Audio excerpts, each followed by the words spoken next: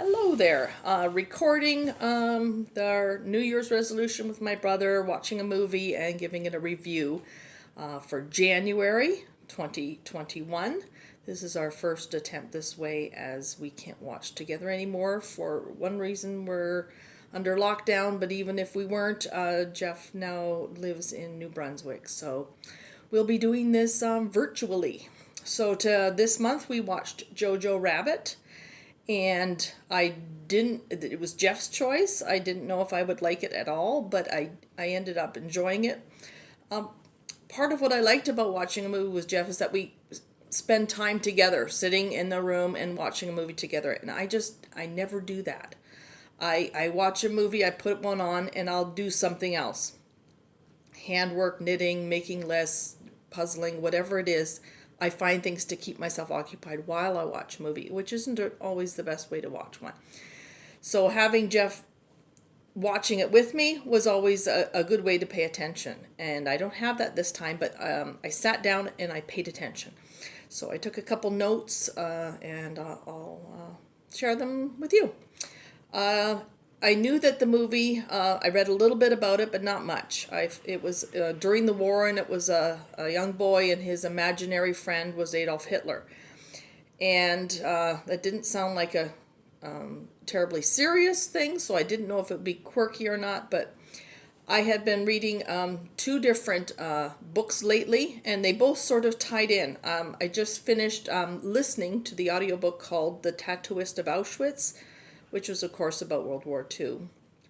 And I just finished reading a book called Hamilton, one that I've read before, but it's by Catherine Cookson, and it's about a woman who has an imaginary friend that's a horse and sees her through difficult times. So sort of a combination, put those two books that I've just recently finished together, and we kind of have JoJo Rabbit. JoJo's a young boy. He's in Nazi Germany, and he's proud to be a young Nazi. His imaginary friend is Adolf Hitler. The guy who plays Adolf Hitler is a hoot. Hilarious. I thought at first it would be a little bit like Hogan's Heroes, kind of quirky funny, but there were some touching moments. They had a couple of really good scenes that I appreciated. This little boy goes to training camp. He gets disfigured and wounded, and stays at home, and his father's away, and his mother, unbeknownst to him, secretly hides a Jewish girl in his house. So he has to sort of reconcile that. And one of the little themes that kind of ran through was the tying the shoes, and that was sort of an interesting and good way to move some of the plot points along. What else? It's based on a book. Now, I don't know if I would ever read that book. It seems a little too quirky for my taste, but you never know. I might actually pick up the book one day. On the whole, I enjoyed the movie. I thought it was well done. A number of stars that I know of were in it. Scarlett Johansson plays the mother. She did a very good job.